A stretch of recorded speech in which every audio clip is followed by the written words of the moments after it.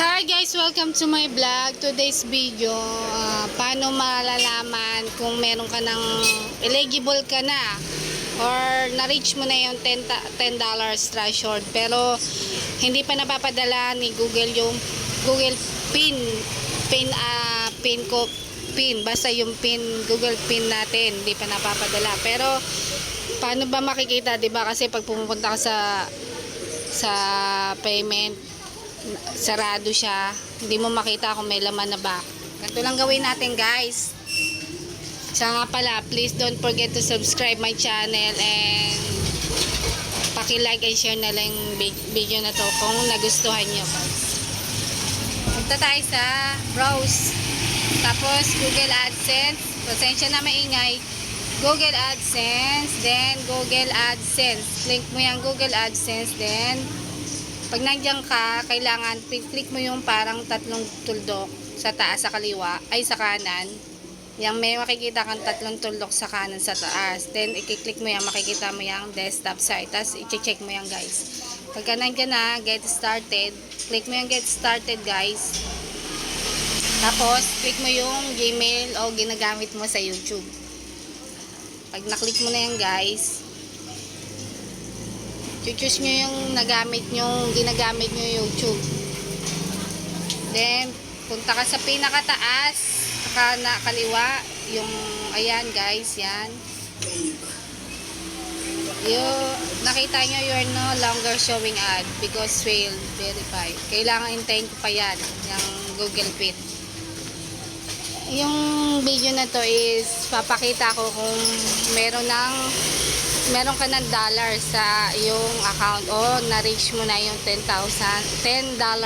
Diba kasi dapat, sabi ni Google, ni YouTube, ma-reach ko daw yung Google $10 threshold na sinasabi.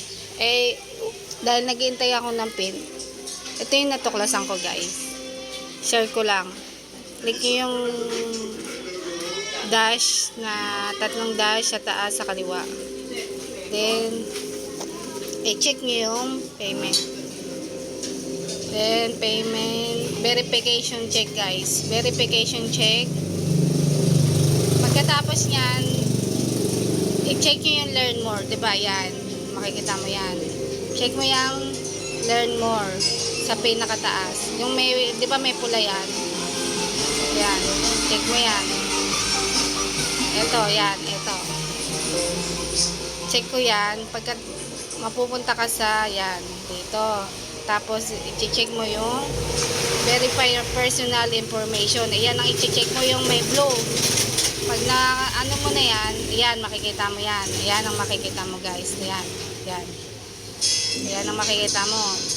Tapos, ito ang i-click mo guys. Yung create, eligible creator. Diyan mo makikita yung kung anong laman, kung may laman na ba o na-reach mo na yung ano.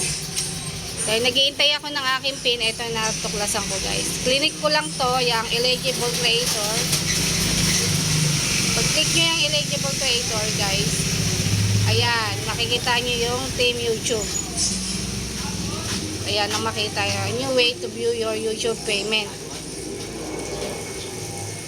Yung makikita nyo yung payment nyo, kasi kahit wala pang PIN, makikita nyo na dito guys. Ito yung nakita ko guys. Ayan siya guys. Ito aking, kasi last year pa ako na monetize guys. Ayan siya. Dahil naghihintay ako ng PIN, ito yung natuklasan ko. Ewan ko kung totoo yan. So ibig sabihin, mayroon ng laman ng aking ano, na-reach ko na rin yung $10 threshold. Ayan siya. Last year pa yan guys. Ayan. Ayan yung aking ano. Ayan siya guys. Para malaman nyo kung naku-curious kayo ano ba. Ayan siya guys. Ganyan lang. Punta lang kayo dun sa eligible creator. At yan ay makikita nyo guys. Yun lang guys, sana po nakatulong ako sa inyo and don't forget to subscribe my channel.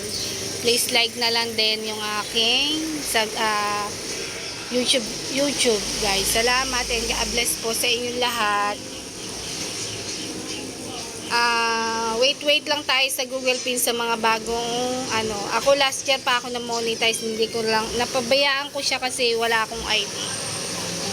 Pag gusto niyo malaman kung paano kumuha ng national ID, hanapin niyo lang yung content ko guys.